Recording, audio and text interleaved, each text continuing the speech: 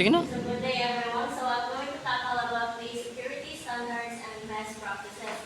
So ikaw nga, homeowner, kung nakay smart home, so you must nakay security standards and best practices na imo i-adapt or imo sundon. So why is security important in smart home? So kung nakay smart home, security is need man siya sundon. So first is it prevents hacking and protects personal data. So sa atong smart home naman tayo mga smart devices. So ang smart devices naman na tayo mga data. So in order to malikay ng mga hackers na maka-steal at or maka-access sa mga data is we ensure the security standards. So next is it ensures only authorized users control smart devices. So we don't allow the mga unauthorized na mga persons or mga intruders na mo control or mo monitor sa mga smart devices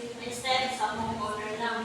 So first is we have the data encryption, which means it protecting the data in transit and storage. So first is we have the AES or the Advanced Encryption Standards. Itong giingon ng attitude kanina in order to encrypt our password and security camera feed. So, dapat nowadays ang mga hackers is nag-evolve sila, nag-high-tech sila. So, ikaw po dapat magamit ka o mga advanced AES, Advanced Encryption Standard para ma-encrypt ang mga password. So, dapat hindi ka magamit ng mga simple or basic na mga encryption standard sa Cesar cipher. So, dapat dili ka magamit ka kay dali na kaya siya ma-break sa mga hackers.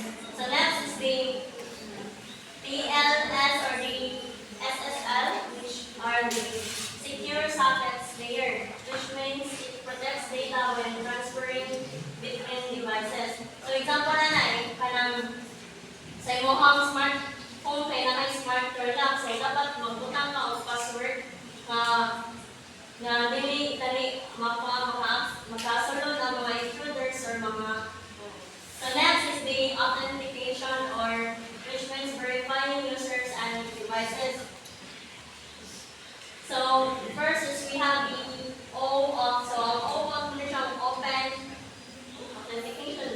authentication, which means it's secure login method. So ang kaning OAuth kay open authentication kay it is a way to let the apps or websites access your information without sharing your password. So for example, kanang ikaw homeowner ka na, mula bakura ka na nakagamit sa Facebook na app, na mula ka dito. So syempre yun muna mo password, mo ngana. So ang gamit na open authentication, so ang madaling sura ang i-confirm na mo ang imong identity instead of magbuta ka dito sa password. So iya ay automatic tukuan. So which means nga dili dali ma-steal ang imong data, personal information sa mga hackers. So next is the MQTT with SSL. So message, queuing, telemetry, transport. It ensures only authorized smart devices can communicate. So example na it prevents hackers from controlling smart lights via fake out. So next is the secure device communication. So first is the MQTT and the co-op or constrained application protocol. It's secure and efficient protocols for our real-time smart home device communication. And under the secure device communication, we have the hypertext transfer protocol or the REST, which means representational state transfer with the open authentication, which means it secures the data exchange between devices and apps. So next, number 4 is securing IP network. So sa smart home is para mag-communicate ang mga smart devices. So nagamit ng mga networks like sa Wi-Fi. So saan na ito para ma-secure ang mga networks na to. So first is strong passwords and the MFA or home Wi-Fi. So, ang imong Wi-Fi, so of course, ang imong password na imong gamiton is kanang strong siya, dili dali makuhaan sa mga hackers.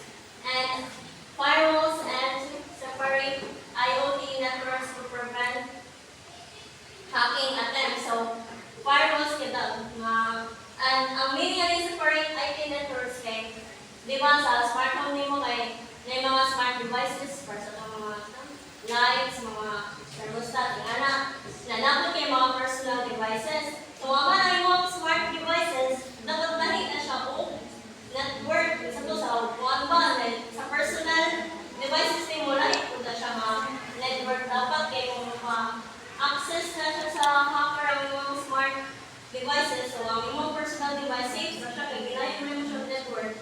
So, nga na siya dapat. So, a hacker trying to access a security camera via Wi-Fi is blocked by encryption and firewall. So, kung nag-implement ng encryption and firewall, so, hindi dali maka-access ang hacker. So, next is regular software update. So, automatic firmware updates fix security vulnerabilities.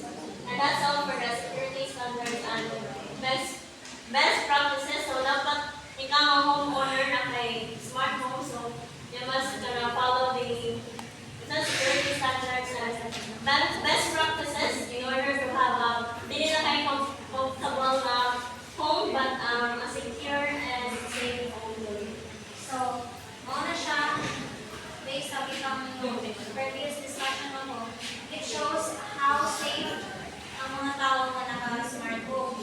So, next is we will understand the flow of communication between these devices and sa maraming na nila mga smart hub, cloud, and kung sa'y function na niya sa home.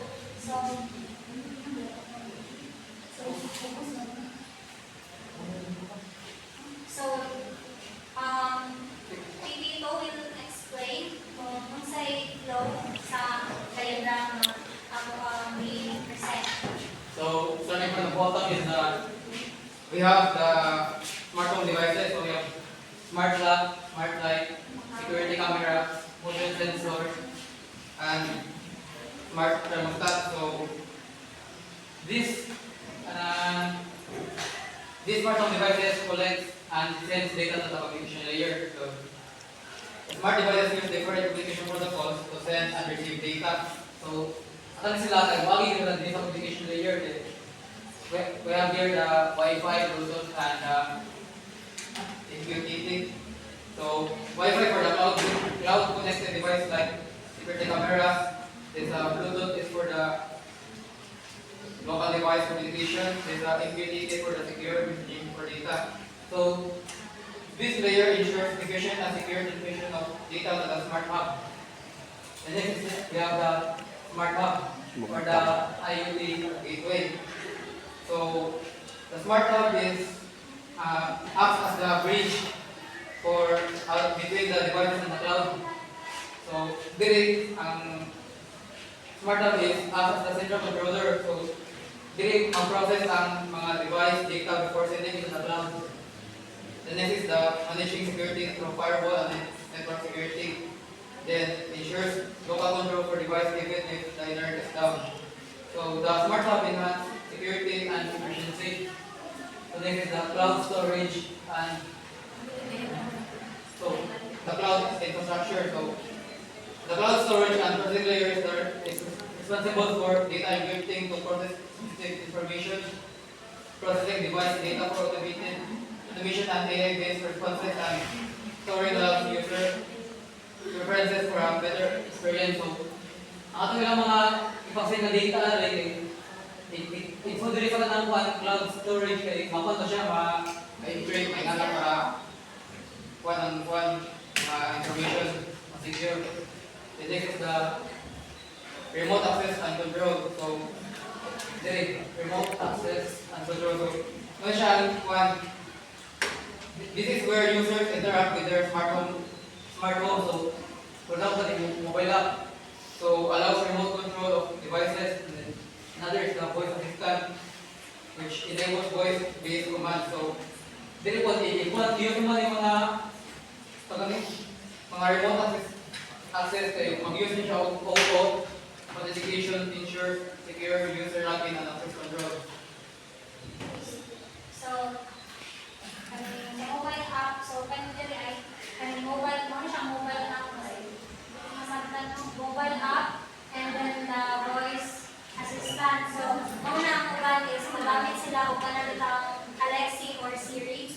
Like for example, mana na siya dito na Alexa please play a music inani. So, mo na siya ang function na mobile app o voice assistant. So, sabta na ninyo ang flow sa communication.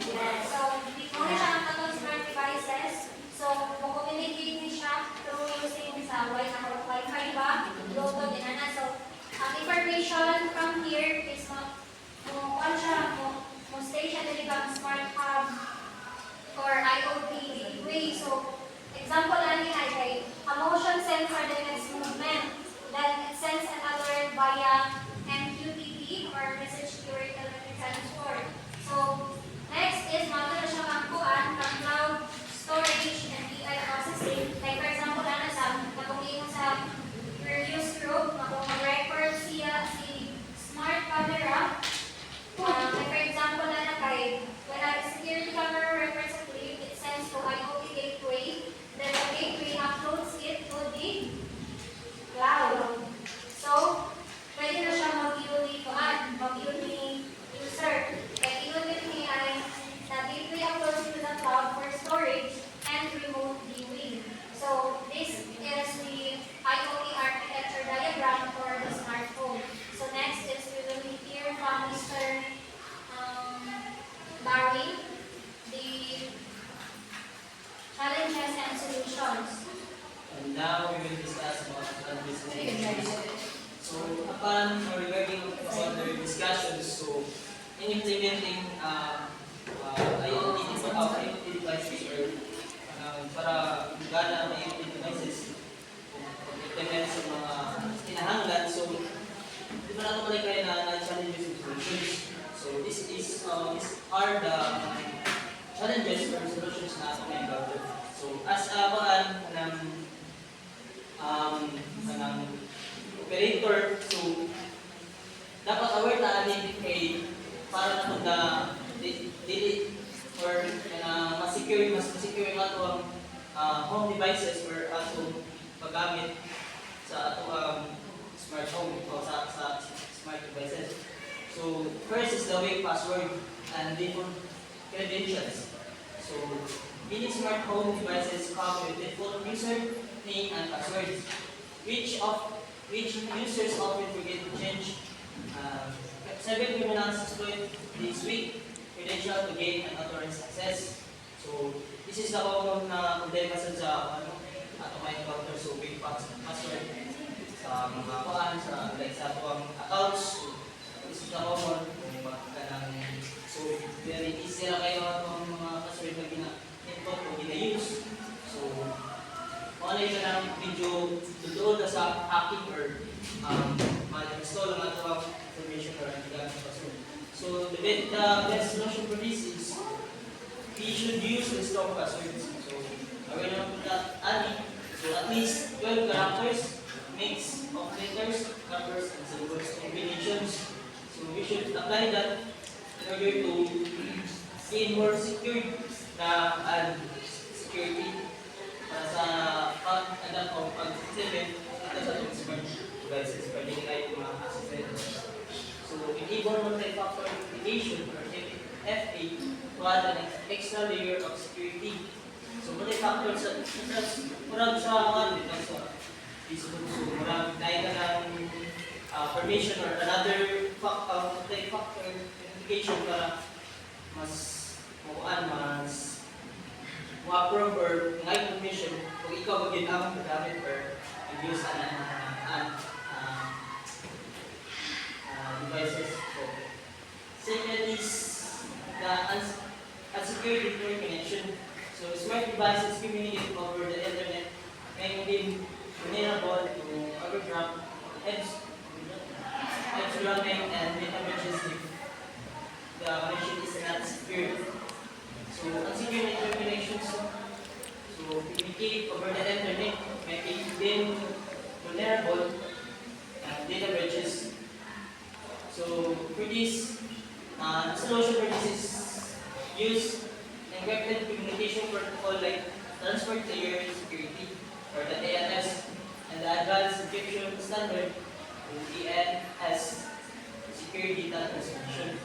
So, na-apply naman natin sa pampuan sa previous discussion kung na-discuss ko si Sir. So, na-familiar na natin. So, encryption standards. So, gamit ang mga advanced standards para mas advanced po nga ito ang dili siya beyond or behind. Dili siya behind ang ato ang security when it comes sa network security. So, dapat magamit tayo yung inyong tayo na security use or gamit solution. So, next is the